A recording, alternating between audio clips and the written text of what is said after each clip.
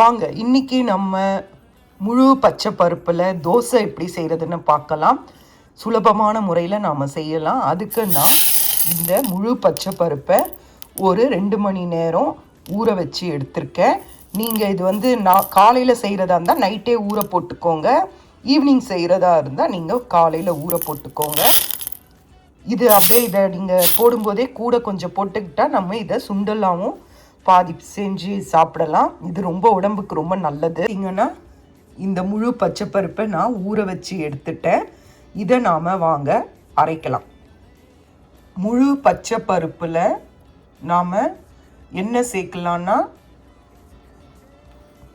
ஒரு துண்டு இஞ்சி சேர்த்துக்கோங்க, ஒரு அரை ஸ்பூன் ஜீரகம், காரத்துக்கு ஏற்ற மாதிரி நீங்கள் பச்சை மிளகாய் சேர்த்துக்கோங்க. அதுக்கு பிறகு தேவையான அளவு உப்பு, பெருங்காயம் இது சேர்த்துந்தால ப்ரோட்டீன் இருக்குது, ஃபைபர் இருக்குது, அப்புறம் கார்போஹைட்ரேட்ஸ், ஃபேட்ஸ் ரொம்ப கம்மியாக இருக்குது. இது லோ கிளைசமிக் இண்டெக்ஸ். இது சுகர் இருக்கிறவங்களும் சாப்பிட்லாம். இது ஹார்ட் ஹெல்த்து எல்லாத்துக்குமே ரொம்ப நல்லது. உடல் எடை குறையும். இது வெறும் தோசையை குழந்தைங்களுக்கு செஞ்சு கொடுக்குறதுக்கு பதில் இந்த மாதிரி செஞ்சு கொடுத்தீங்கன்னா, விருப்பம் இருக்கவங்க தேங்காய் போட்டு கூட தோசை சுடலாம். இல்லைன்னா வெறும்னே நாம் தோசை செஞ்சு சாப்பிட்லாம். வாங்க பார்க்கலாம். இப்போ நான் இதில் சேர்த்துக்கிறேன். இதை நாம் இப்போது அரைச்சி கொண்டு வந்துடலாம். இப்போ பாருங்கள், அரைச்சி கொண்டு வந்துட்டேன். இப்போ நான் இதில் 1 கப் தோசை மாவு சேர்த்துக்கிறேன்.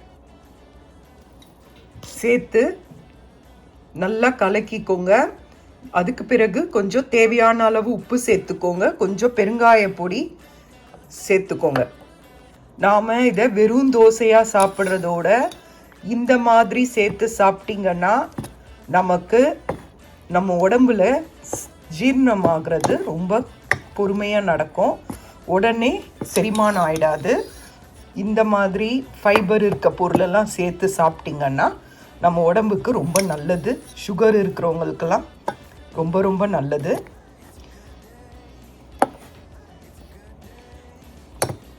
வாங்க, இது தோசை பதத்துக்கு கரைச்சி எடுத்துக்கோங்க. நான் சொன்ன பெருங்காயமும் உப்பு போட்டுக்கோங்க. தேவையில்லாத கேலரிஸ் சேரதெல்லாம் தவிர்த்துக்கோங்க. வெங்காயம், அதுக்கப்புறம் இதில் தாளித்து போட்டு கூட சுடலாம்.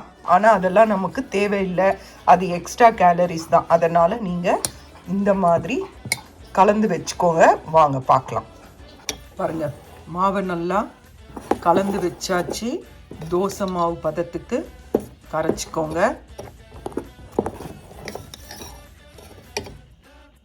வாங்க இப்போ நாம் பேனில் தோசை வாக்கலாம். இங்கே பேன் ஹீட் ஆனதும் அதில் தோசையை நான் வாத்துட்டேன்.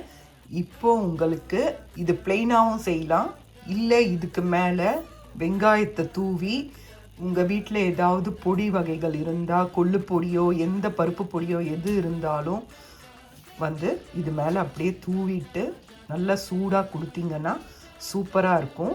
நான் இப்போ இது மேலே வெங்காயமும் முருங்கைக்கீரை பொடியையும் தூவ போகிறேன். வாங்க பார்க்கலாம். பாருங்கள், இதில் நல்லா 4 பக்கமும் நல்லா வெங்காயத்தை தூவி விடுங்க. அதுக்கு பிறகு பொடியை நாம் தூவ போகிறோம். பாருங்கள், வெங்காயத்தை தூவி நல்லா சமன்படுத்தியாச்சு. இப்போ நாம் முருங்கைக்கீரை பொடியை தூவலாம். அங்கே முருங்கைக்கீரை பொடி நாம் இப்போ இந்த பொடியை நாம் அந்த வெங்காயத்துக்கு மேலே தூவ போகிறோம். ஏன்னா இது ரொம்ப உடம்புக்கும் ரொம்ப நல்லது, நிறைய இரும்பு சத்து இருக்குது.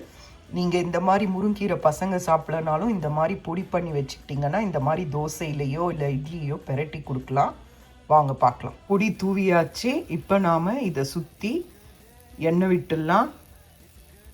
இது கொஞ்சம் நேரம் ஆகுங்க.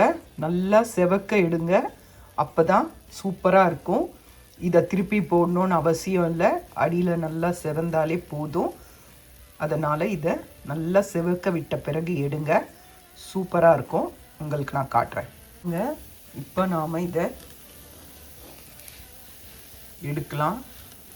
பாருங்கள், எவ்வளோ நல்லா வருது பாருங்கள், நல்லா முருகலாக வருது பாருங்கள். இது அப்படியே பசங்களுக்கு கொடுத்தீங்கன்னா அருமையாக சாப்பிடுவாங்க.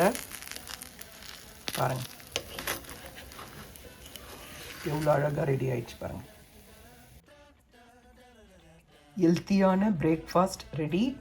இது சாப்பிட்றதுக்கு ரொம்ப சுவையாக இருக்கும். இதை சும்மாவே சாப்பிட்லாம். வேணும்னா நீங்கள் வெங்காய சட்னியோ அது உங்களுக்கு வீட்டில் என்ன இருக்கோ சாம்பார் வெறும்னே சாப்பிட்லாம். நீங்கள் தாராளமாக சூப்பராக இருக்கும். வெறும் தோசை செஞ்சிங்கன்னா அதுக்கு சட்னி ஏதாவது செய்யுங்க. இது ரொம்ப நல்லது, ஹெல்த்தியானது.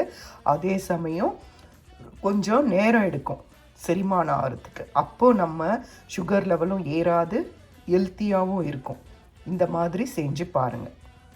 இப்போ பாருங்கள், பிளெயின் தோசை எதுவுமே இல்லாமல் வெறுமனே நாம் திருப்பி போட்டு இதை செய்யலாம். மாவு விட்டு எண்ணெய் விட்டுருக்கேன்.